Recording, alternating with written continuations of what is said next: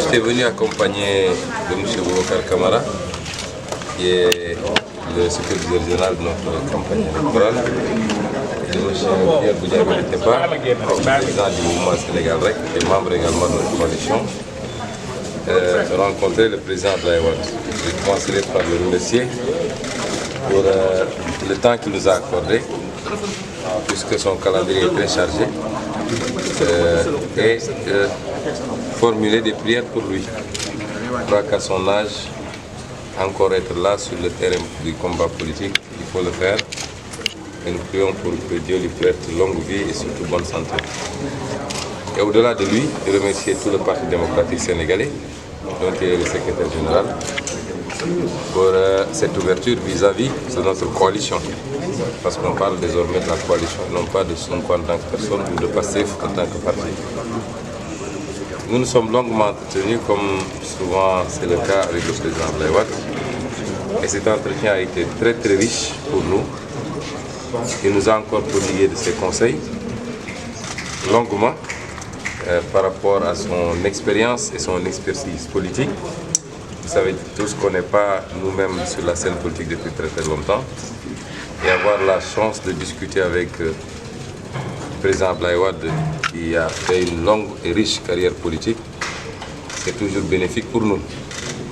Nous avons aussi beaucoup discuté du processus électoral et des enjeux qui tournent autour de ce processus électoral, mais aussi surtout des écueils qui ne manqueraient pas d'être sur le chemin de l'opposition dans sa globalité, et particulièrement des candidats issus de l'opposition. Nous avons entendu les arguments du président Abdoulaye Wade, qui a pris le temps de nous les détailler, de nous les expliciter. Et nous les avons bien compris, parce qu'effectivement, c'est le combat que toute l'opposition mène depuis plusieurs mois, voire même années maintenant, pour la transparence du processus électoral. Relativement au fichier électoral lui-même, qui n'est jusqu'à présent disponible pour aucun opposant de ce pays, ni pour la société civile également. Les cartes d'électeurs qui sont encore en souffrance, qui n'ont pas encore été livrées à leurs destinataires. La question de la carte électorale et des bureaux de vote, c'est toutes ces questions. La question également du déplacement des électeurs, qui ne manque pas de créer souvent des confusions. Nous l'avons vu lors des législatives où beaucoup d'électeurs sont présentés dans les bureaux de vote pour se voir opposer qu'ils ne figuraient pas sur le fichier de ce bureau de vote. Et donc sur toutes ces questions, le président Abdoulaye Wade a donné des arguments techniques que nous avons entendus et que nous comprenons très bien. Par ailleurs, il nous a exposé sa position de principe, qui est une position que nous, autour de laquelle d'ailleurs nous nous solidarisons. Cette position, c'est que le Parti démocratique sénégalais a été injustement écarté du processus électoral, de la course à la présidentielle. Et ça, dans toutes nos déclarations depuis la proclamation de la liste définitive, nous l'avions nous-mêmes dit à haute voix que le Conseil constitutionnel a écarté des candidatures, dont celle de Karim Meïssa Wade, mais également celle de Khalifa Sall, sur aucune base, de la même manière qu'il a écarté des dizaines d'autres candidatures à partir d'un parrainage que personne ne comprend, que personne ne connaît, puisqu'ils sont les seuls à procéder à la vérification des parrains sans associer les candidats ni leurs experts. Donc, nous avons manifesté notre solidarité au président Abdoulaye Wade et au PDS, et nous nous félicitons qu'il ait décidé de mener ce combat sur ces deux fronts. En tout cas, nous sommes tout à fait prêts à l'accompagner et à être tout à fait solidaires par rapport à ce combat de principe, par rapport à ce combat juridiquement fondé, constitutionnellement établi, et toute la coalition dont j'ai la chance d'être le candidat sera solidaire par rapport à ce combat. peut-on s'attendre à une coalition entre le Parti démocratique sénégalais et la coalition Sonko président? Ben, ceci n'est pas encore à l'ordre du jour. Je pense que si on a aujourd'hui l'apport du président Abdoulaye Wade et du PDS, déjà sur le premier volet, qui est extrêmement important, c'est-à-dire que nous puissions avoir une élection transparente, que nous puissions aller vers une élection, quelle que soit la période ou la date de cette élection-là, mais qu'on y aille de manière transparente, c'est-à-dire en réglant toutes les questions qu'on a déjà soulevées, mais une élection aussi qui puisse permettre à tous les candidats qui respectent, qui remplissent ces critères conformément à la Constitution de pouvoir y participer, et que le jeu démocratique détermine après le choix des électeurs. Le jeu démocratique et le choix des électeurs puissent être le seul référent pour déterminer le candidat sur lequel le choix des Sénégalais s'est porté. Évidemment, si on a l'apport du président Abdoulaye et du PDS qui ne sont pas des nés en politique, dans la politique sénégalaise, qui reste l'une des plus grandes formations, sinon la plus grande formation politique du Sénégal, c'est déjà quelque chose d'extraordinaire et de formidable pour nous.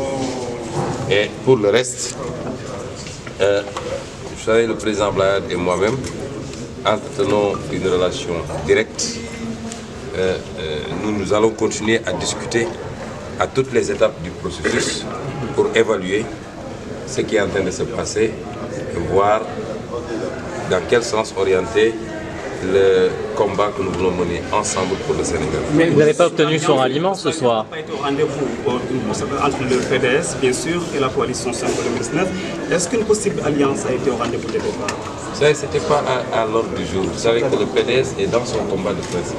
Le PDS n'est pas, pour le moment en tout cas, dans une dynamique de soutien d'un candidat. En tout cas, c'est ce que je crois comprendre. Souhaitez-vous qu'il vous soutienne? Mais bien évidemment, nous aurions bien souhaité avoir le soutien du PDS et du président Abdoulaye Wade. Lui lancez-vous un appel? Est-ce que vous avez formulé la demande? Je dis que ce n'était pas l'ordre du jour de cet entretien. Vous savez que nous avons entendu le président Abdoulaye Wade faire une déclaration appelée à l'opposition et lancer, dire qu'il va rencontrer les 4 candidats de l'opposition pour leur proposer, lui, un plan d'action par rapport au diagnostic qu'il a fait. Et la discussion d'aujourd'hui a tourné autour de ça. Bien entendu, nous avons nous-mêmes offert un exemplaire de notre programme au président Abdoulaye Wade pour lui permettre d'en prendre connaissance et de voir jusqu'à quelle mesure il y a des convergences entre ses vues et ce que nous voulons pour le Sénégal.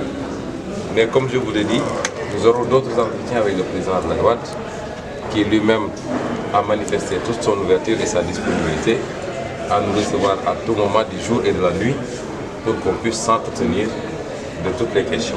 Donc, mais une alliance de contre-nature, car Maître Abdoulaye Wade était au devant de la scène et il fait partie du système. Ousmane Sonko se réclame d'un anti-système. Qu'est-ce que vous allez répondre? Je vous ai dit que ce n'était pas à l'ordre du jour. Donc, si c'était à l'ordre du jour, je pourrais répondre à ces questions. Est-ce que vous voilà, monsieur le ministre, que vous êtes solidaire à son combat. Son combat, c'est que les élections ne se tiennent pas. Cela veut dire que vous allez... Je dis que nous sommes solidaires au combat de tous ceux qui ont été injustement écartés du processus électoral. C'est déjà extrêmement important. Et nous-mêmes dans notre coalition, je suis accompagné de 2 candidats à la candidature qui eux-mêmes ont été sur un autre registre écartés de la course par le parrainage. Ce parrainage qui est d'une opacité, donc personne ne peut vous dire sur quelle base c'est fait.